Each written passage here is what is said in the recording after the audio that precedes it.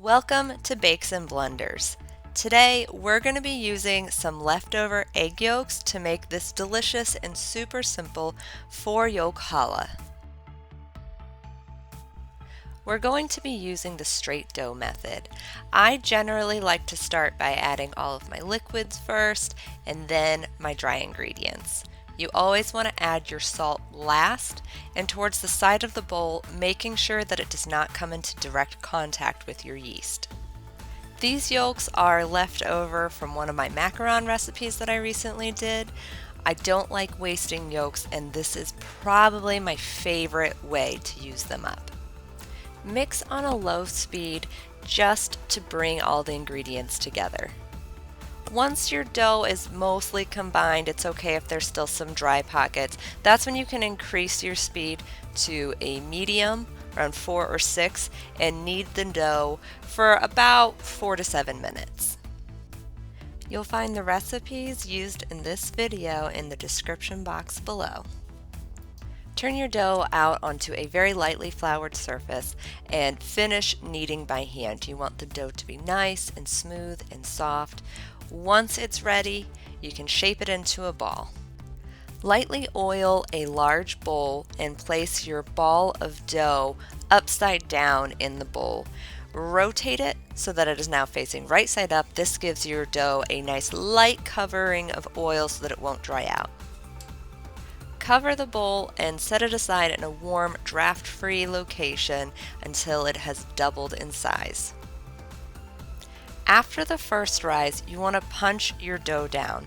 I like to do this by turning it out and just pressing all those gas bubbles out. Then you can shape your dough back into a ball and put it back into your bowl, recover, and set it aside to rise again. If you're enjoying this video, go ahead and give it a thumbs up, and don't forget to subscribe so you can see more of my videos. Now it's time to shape our challah loaf. Start by weighing your dough. This is going to help us divide it into 3 equal portions.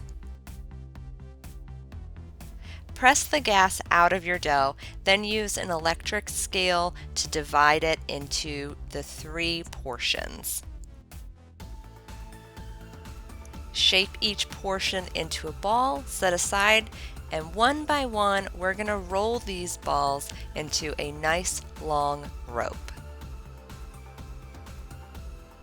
I like to shoot for about 12 to 18 inches long, but what matters the most here is that they are all the same length. As you roll out your ropes, you will probably find more gas bubbles, air bubbles in your dough. That's totally fine. Do your best to squeeze those out as you work.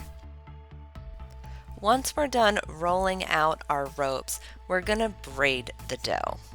If you love braided breads, you should check out my cardamom coffee braid. I'll put a link up above and down below. Not only do we braid this sweet bread, we shape it into a wreath, and it's beautiful and it tastes amazing with hints of cardamom. I love it. Basically as much as I love this bread, so check it out. To braid your dough, connect the 3 ropes at one end. Alternate bringing the outer rope into the center. So the right side rope down into the center, the left side rope down into the center, the right side rope down into the center.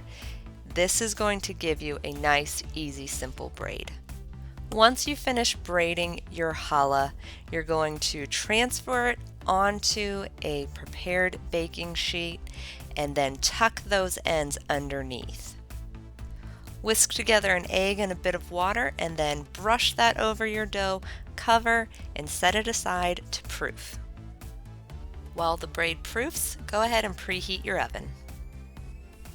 You can find links to the products that I've used in the description box below this video.